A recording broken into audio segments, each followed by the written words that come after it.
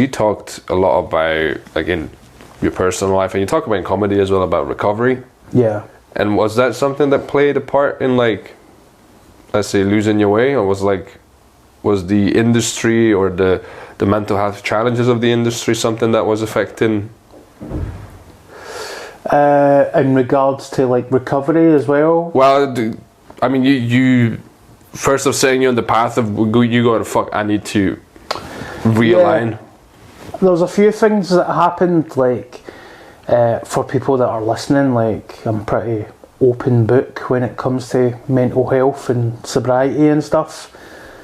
I think I always had mental health problems and borderline addiction problems, but when I started doing stand-up, so I used to be the guy that would drink maybe at the weekend and maybe if the football was on a Wednesday. But then if I started doing stand-up comedy, and all of a sudden it was acceptable to have 6 pints on a Monday and a Tuesday, and then the football was on a Wednesday, and then I was drinking at the weekends. And you know, when you were younger you could get away with it, but there was moments of, like, I think I've said this a few times on some podcasts, like, someone asked us, like, how many gigs have you done?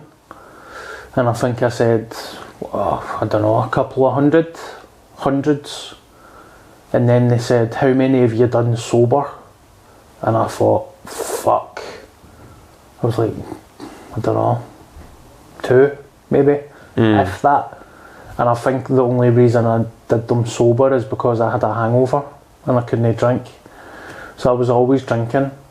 I mean, I wasn't drunk, but definitely 3-4 pints before I went on stage. As a Dutch courage kind of thing. Well, there's that, and then there's after the gig, I was like, alright, let's fucking celebrate. You're fucked. As soon as the gig was finished, it was anything goes. Yeah, the culture around the arts, and, like, I know about the acting scene and I know about stand-up, it's almost like they celebrate, and there's all these mad tales of, like, you know, these famous actors getting absolutely shit-faced or performing drunk, and it's a very, it's changing now, but it's a very unhealthy element of the stand-up and acting scene. Yeah. And I also found out that people were trying to feed, like, promoters were feeding me bevy, like, full of booze, because when I was drunk I was, like, more crazy on stage.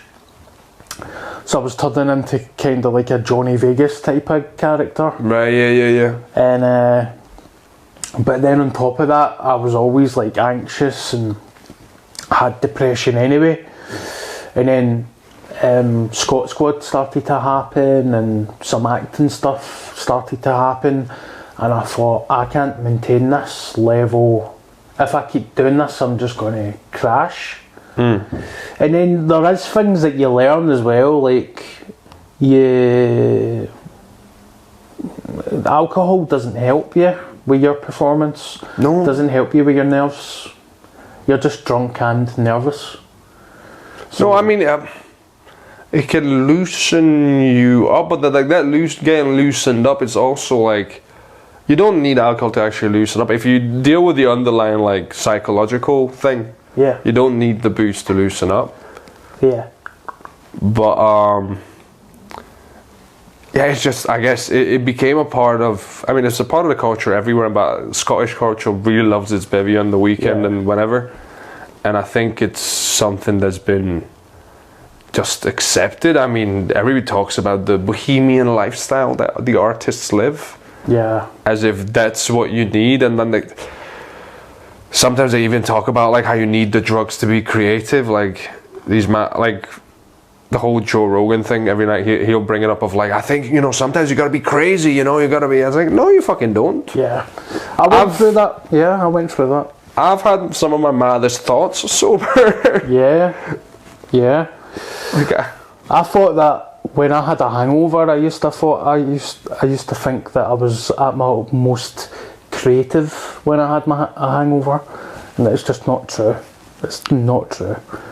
But the thing is, It's something interesting about like when you're like either drunk or hungover, you don't care about the result as much. You care more about fucking around. Yeah.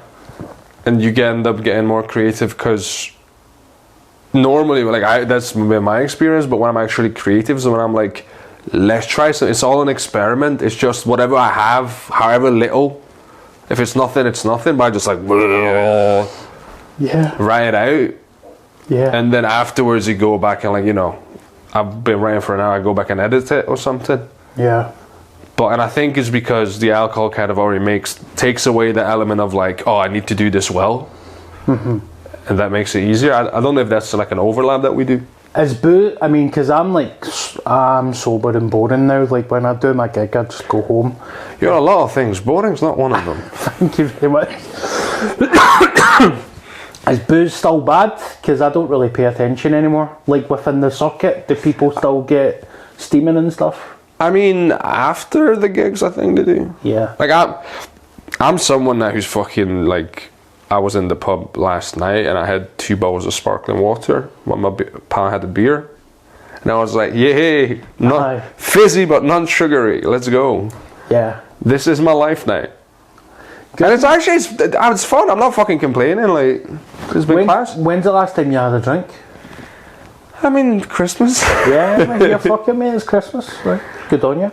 But like in general, I'm trying to like actively cut out any excuse, and you know, it's a work in progress, and sometimes you realize how many reasons you built up to drink, how many excuses you told yourself, and I have to take those away from you. It's almost like you have to like grieve every single excuse separately of like, now I can drink when I'm with my pals, and now I can drink just because it's my birthday, and now I can drink just because it's this and that.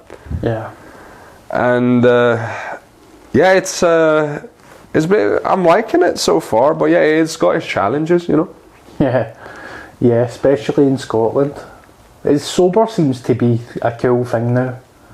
Yeah, I was talking to one of my previous guests about this, the stuntman guy, of like, why don't we have traditions and rituals based around healthy shit? Like, why don't we, instead of, oh, it's your birthday, let's get you shit-faced or eat all this food, why don't we say, it's your birthday, let's go for a lovely fucking walk. Yeah. Let's go to a castle, let's travel, let's do something, let's go play a game and have a great barbecue afterwards. Yeah, instead of eating 10,000 calories and a bottle of fucking bucky. Yeah, but it's like, why don't we do that?